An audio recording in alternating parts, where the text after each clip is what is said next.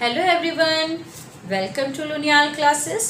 Students, हमारा political science का chapter 2 federalism चल रहा है, जिसके लास्ट वीडियो में हमने पढ़ा था how federalism practised in India. और आज का हमारा टॉपिक है decentralisation in India.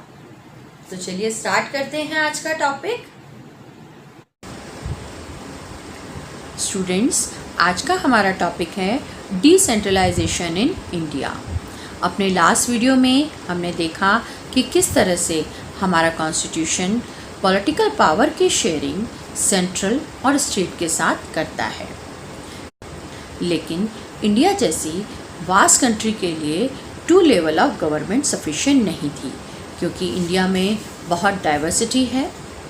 Population wise India बहुत बड़ा है और एरिया वाइज भी इंडिया के स्टेट बहुत लार्ज हैं। फॉर एग्ज़ाम्पल, अगर हम उत्तर प्रदेश की पॉपुलेशन को रशिया से कंपेयर करें तो उत्तर प्रदेश की पॉपुलेशन रशिया से ज़्यादा है। हमारा महाराष्ट्र जर्मनी से बड़ा है। इन्हीं कुछ वजहों से हमारे स्टेट एक 3rd टियर ऑफ गवर्नमेंट की डिमांड करने लगे, और इसी वजह से हमारी गवर्नमेंट में एक 3rd टियर और ऐड कर दिया गया, जिसे हम लोकल गवर्नमेंट के नाम से जानते हैं। यह लोकल गवर्नमेंट स्टेट गवर्नमेंट के अंडर में काम करती है। इस तरह से इंडिया में जो पावर पहले सेंट्रल और स्टेट गवर्नमेंट के पास सेंट्रलाइज थी, उसको लोकल गवर्नमेंट में डिस्ट्रीब्यूट कर दिया गया। इसी प्रोसेस को डिसेंट्रलाइजेशन कहते हैं। In other words, we can say when the power is taken away from central and state government and given to the local government, it is called decentralisation.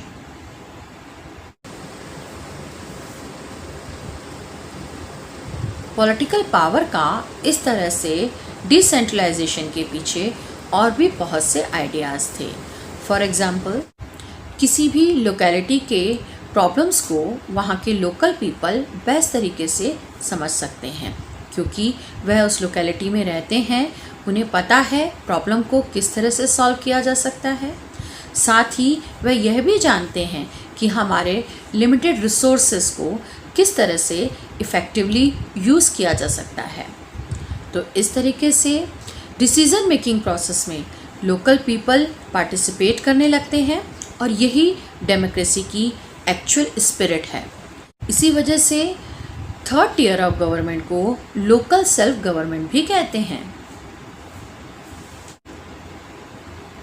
तो इस तरीके से हमारी गवर्नमेंट में 3rd टियर ऑफ गवर्नमेंट और add कर दिया गया, जिसके 2 टाइप्स थे, पंचायत और म्युनिसिपैलिटी। विलेज में पंचायत लोकल इश्यूज़ को सेटल करती है, और टाउन में म्युनिसिपैलिटी और म्युनिसिपल कॉरपोरेशन लोकल इश्यूज़ को सेटल करते हैं। स्टार्टिंग में ये आइडिया बहुत अच्छा था, लेकिन जब प्रैक्टिकली इसको देखा गया तो यह गवर्नमेंट उतनी इफ़ेक्टिव नहीं थी, क्योंकि लोकल गवर्नमेंट को स्टेट गवर्नमेंट के अंडर में काम करना होता था। यह इंडिपेंडेंट गवर्नमेंट नहीं थी, ना ही इसके रेवेन्यू के रिसोर्स डिक्लेयर किए गए थे। इस लेवल की गवर्नमेंट के इलेक्शन रेगुलर नहीं होते थे। तो इस वजह से यह गवर्नमेंट उतनी इफ़ेक्टिव नहीं रही। लेकिन 1992 में हमारे कॉन्स्टिट्यूशन में बहुत से अमेंडमेंट किए गए। इसमें अमेंडमेंट 72 बहुत फेमस है। इस अमेंडमेंट ने हमारी लोकल गवर्नमेंट को इफ़ेक्टिव और पावरफुल बना दिया।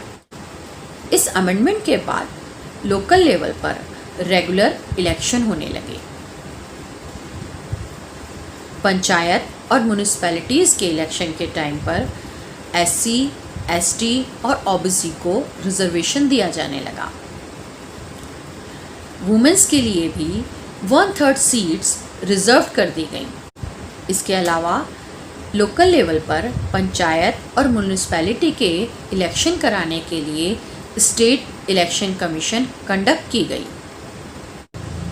अब स्टेट गवर्नमेंट अपनी पावर और रेवेन्यू को लोकल गवर्नमेंट के साथ शेयर करने लगी, जो मैंडेटरी कर दिया गया।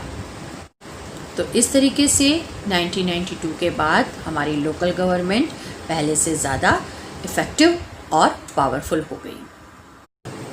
तो ये था हमारा आज का टॉपिक। इस टॉपिक से रिलेटेड अगर आपके कोई डाउट्स हैं तो कमेंट बॉक्स में ज़रूर लिखिएगा। बने रहिए मेरे साथ मेरे नेक्स्ट वीडियो में, जिसका टॉपिक है Panchayati Raj. Thank you so much.